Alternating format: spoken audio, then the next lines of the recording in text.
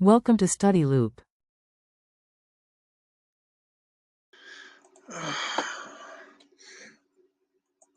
Good day, ladies and gentlemen.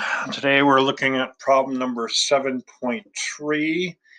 It's account from the good book Python. It's the account class problem, and the so we're supposed to create a class which satisfies all these conditions, basically all the conditions in the book, and then we have to go through and create the test file, and then also the UML diagram. So this time, what I've done is I've already written all the code, but I'm going to actually walk you through it. There's just too much to this problem to try and do this line by line, and it's really quite involved, or it's quite a bit of work. I guess a lot of it's pretty basic, but anyhow, I'm going to talk you through the code and sort of give you an idea of what's going on. Okay, so first off, we have to create a class account. So that's what we have. We create the class account, and we have this. So we initialize. We define the initializer with the self, the ID, and they want the initial value here to be 0. Oops. The initial value to be 0 for ID, and then balance the initial value to be 100, and the annual interest rate to be 0. Okay, and now specifically it states that these we're supposed to create private data fields named ID, balance, and annual interest rate. And you notice that in this case, I have the underscores here, which indicate that they're private. Okay, so these cannot be referenced from outside the class. Once those values are set, you cannot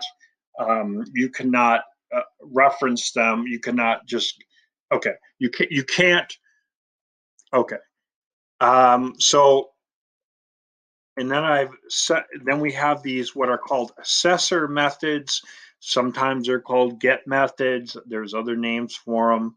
But the assessor methods should just return what the corresponding value is. In particular here, so when I want the ID, I just return the self.id, because if you recall, like I said, you can't reference it from outside. You can't get that information unless you have these get information, or assessor methods. So by placing them here, you can get that information outside of it. It can't be changed by saying self.id equals something else rather than it is. Okay. And I'll show you what I mean once we're all done here.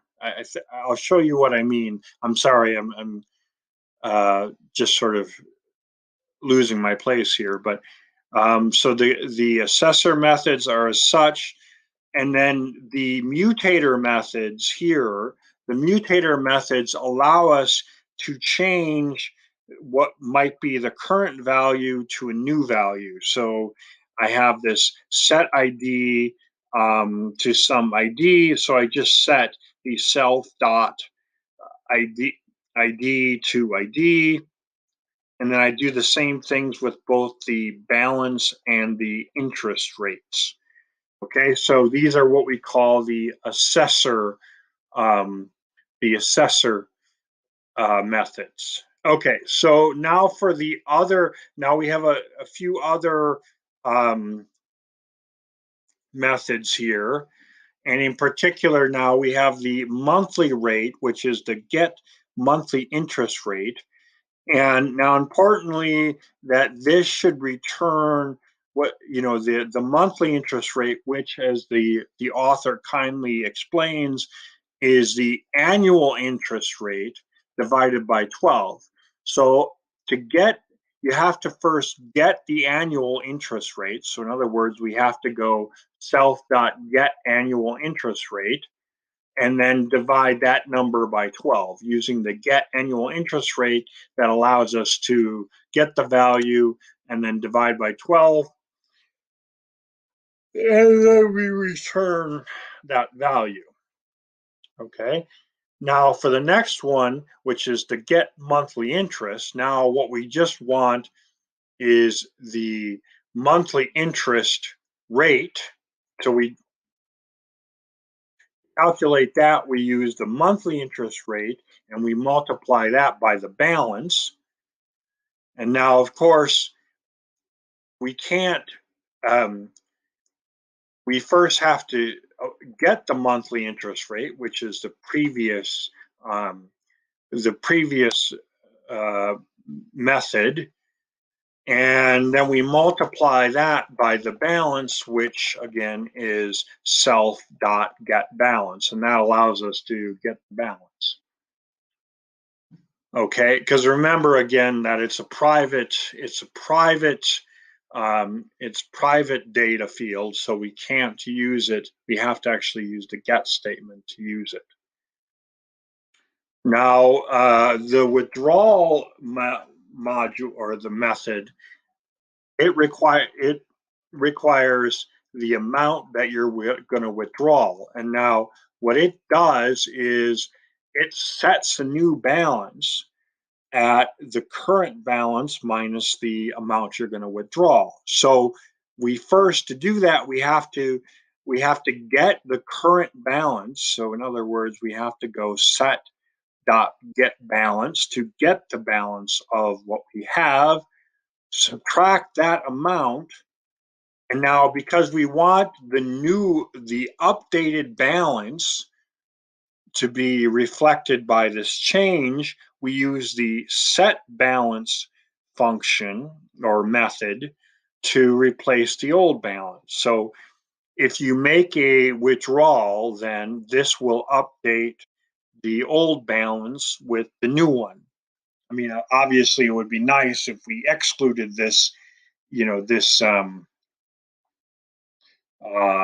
little set balance here, because then that your old balance would still be the same as your new balance, and nothing would change. So by including this set balance, we can change the current balance to reflect that transaction. And we do the same thing with the deposit, where we grab the current balance, which we do through the get balance, and we add the amount this time, and then we replace the old balance with the new balance. So we use the set balance the set balance module to change the current balance. Okay, and now now I have the test function. I have the test. Yeah, so I have the test. The test file here, and let's just run that and see what happens. Okay, and well, this prints out, of course, what I have here. What I've done, let me show you. So I first set up this account. I first set up my account with the amounts, with the ID of 1122 of $20,000, and the annual interest rate was 4.5%.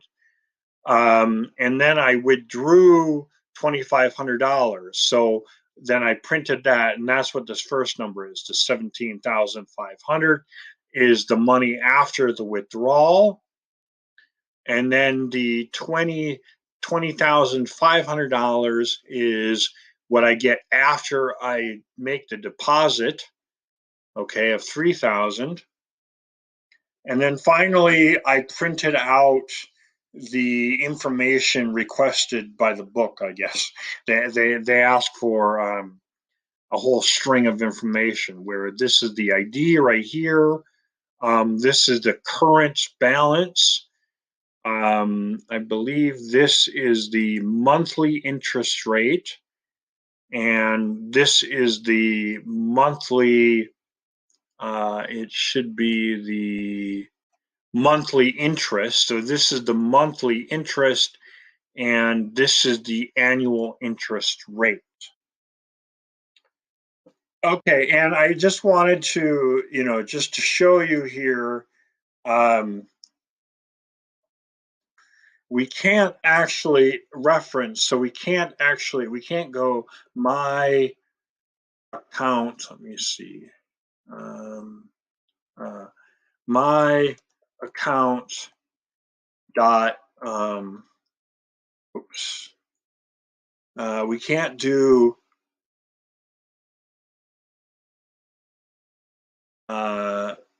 balance. Let's just say, what were the, I'm sorry. Yeah, we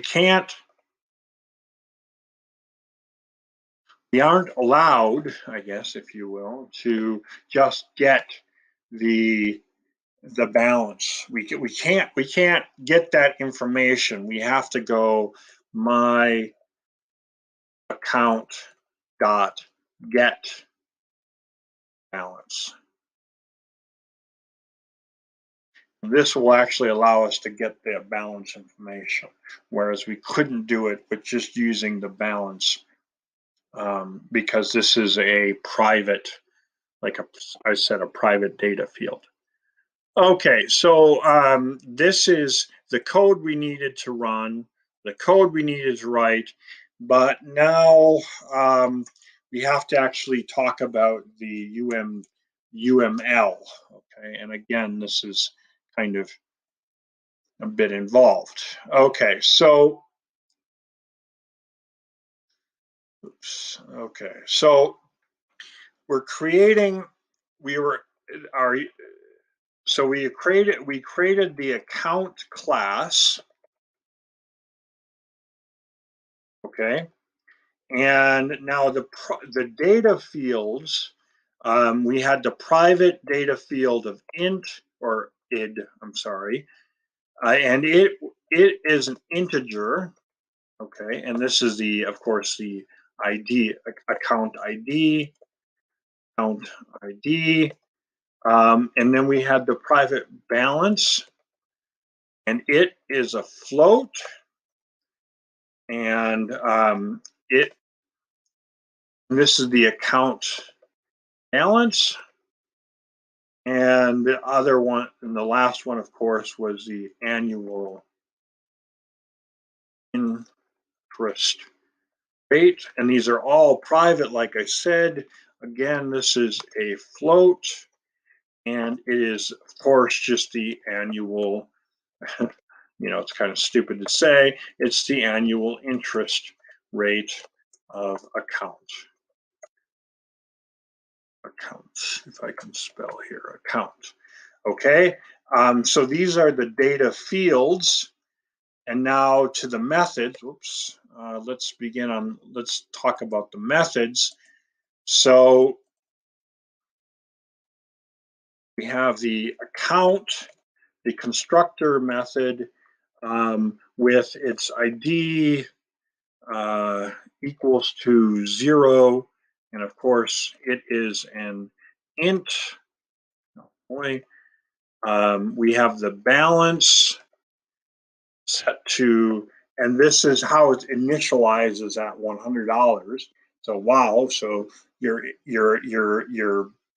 initial balance, or the balance, I guess, they start with or assume is $100.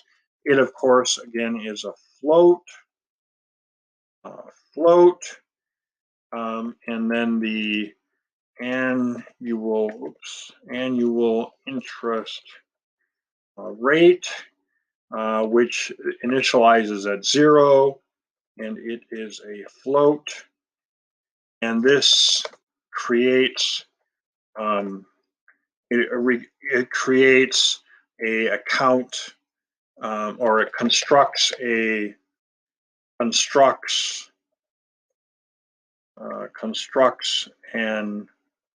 account object, I should say.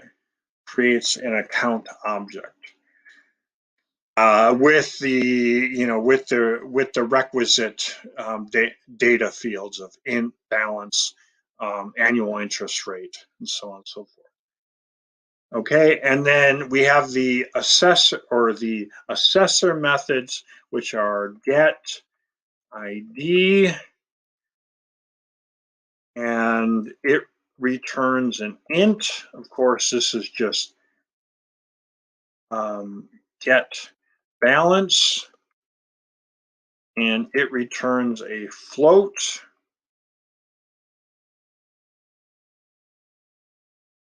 And the other one is get annual interest rate.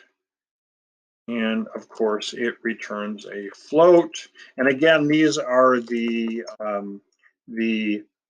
assessor methods. So these just get the information. Okay. Now next we have the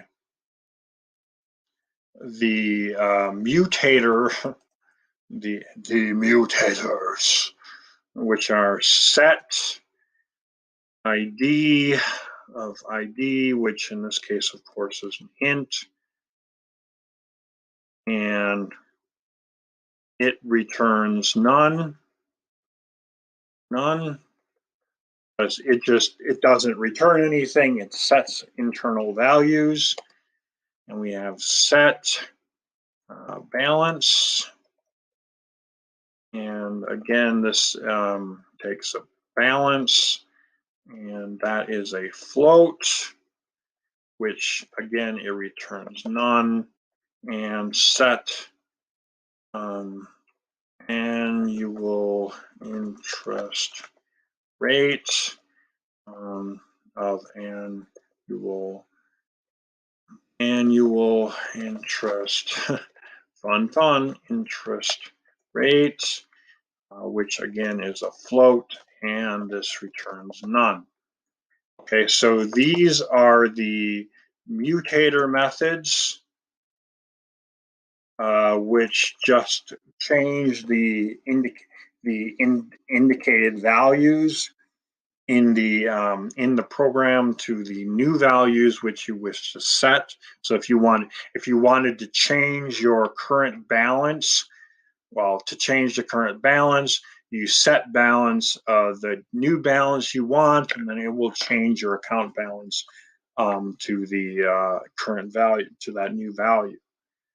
Okay, and finally, we have the other methods, I guess. I don't know exactly what you want to call them, but the extra methods, if you will, which is get monthly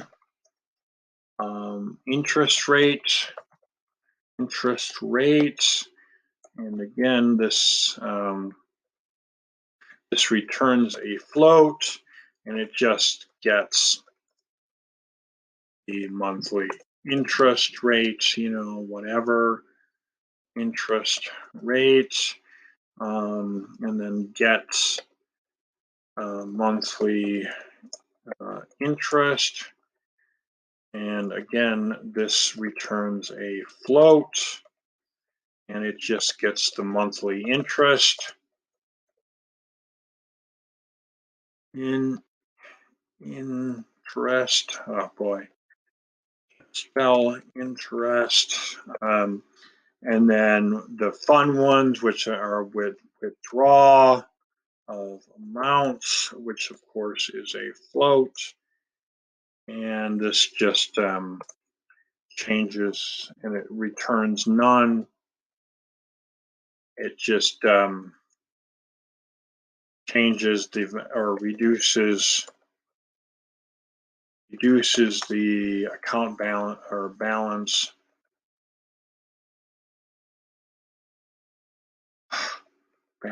by amount, and then certainly deposit of amount, which again is a float, and it returns none, just increases balance by amount.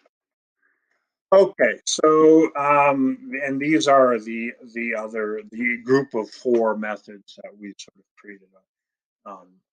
Okay, so that's like I said, this is a long problem, but that's the UML diagram, sort of in summary. And the whole, I guess, the whole course or the whole topic is sort of basically writing the class and going through all the other stuff. So thank you very much and have a nice day.